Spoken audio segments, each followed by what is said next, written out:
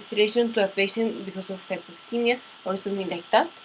When we give 100% oxygen administration, we expect that at least the PaO2 goes, if this is the highest that we can, that go at least 600 or at very least 400 millimeters of mercury. If we want to see if a patient has a trouble with the oxygenation or a trouble, for example, because of a shunt. If the patient has a right to left shunt, we give the patient 100% oxygen. This PaO2, the partial pressure of oxygen in the arteria, increases, let's say, to 400. But let's say that the patient has a ventricular septal defect. So we have communication between the two ventricles. We have the oxygenated blood returned from the pulmonary veins, left atrium, left ventricle, and we have deoxygenated blood coming from the vena cava, right atrium, right ventricle. This deoxygenated blood is going to mix with this ventricle blood if this patient has a cyanosis. I mean, if this patient is, let's say, ventricular septal defect, but not at the beginning, not at birth time. I'm saying like 10 years after, when now we have reversal of the flow, that the patient has a right to left shunt.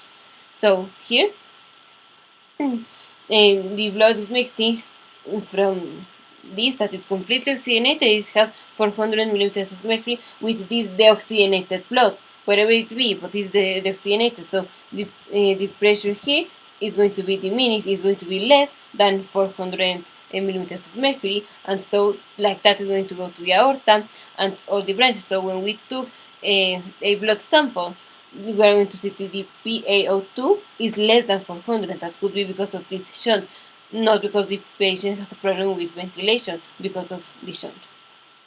And another interesting fact is, if we are ventilating the patient O2 administration normally, wherever, and we see that the PaO2 is greater than 100, and we did not do this forcefully, that means that like we are giving too much oxygen to the patient and we need to reduce it, because damage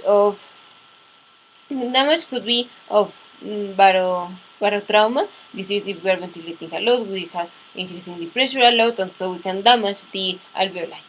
So we should reduce it. And now let's say that when we are taking the blood sample, we put accidentally some air into the needle. So the how is going to be the partial pressure of oxygen and carbon dioxide and the pH in this blood sample.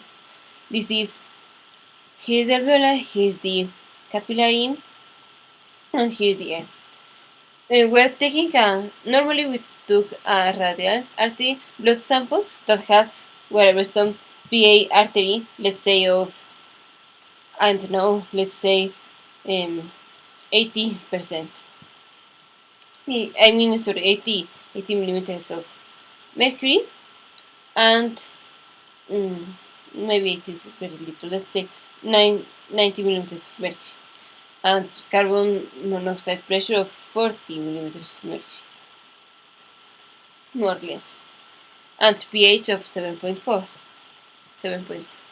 Alright, and we have first, remember, in the alveoli we have the interchange of gases, and now we have oxygenated blood exactly here in the capillary, let's say as 100 millimeters of mercury, for example, of PaO2, 100 millimeters of mercury.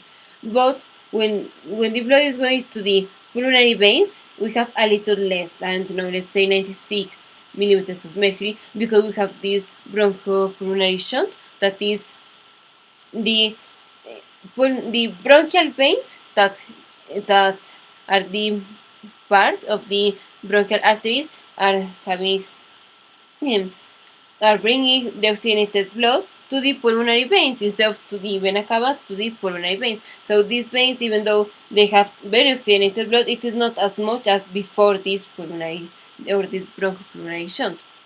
So here we have now 96 millimeters of mercury. Next thing. Alright, we sent the blood through the aorta and now we took a blood sample. If we put air in that sample, the partial pressure of oxygen is going to be increased, and the partial pressure of carbon dioxide is going to be decreased. Because we have decreased carbon dioxide partial pressure in the blood sample that also contains air, we have a increase in pH. Because we have less carbon dioxide, we have decreased hydrogen ions, and because we have decreased hydrogen ions, that means we are not acidating the pH, we are alkylating the pH, so we have increased pH.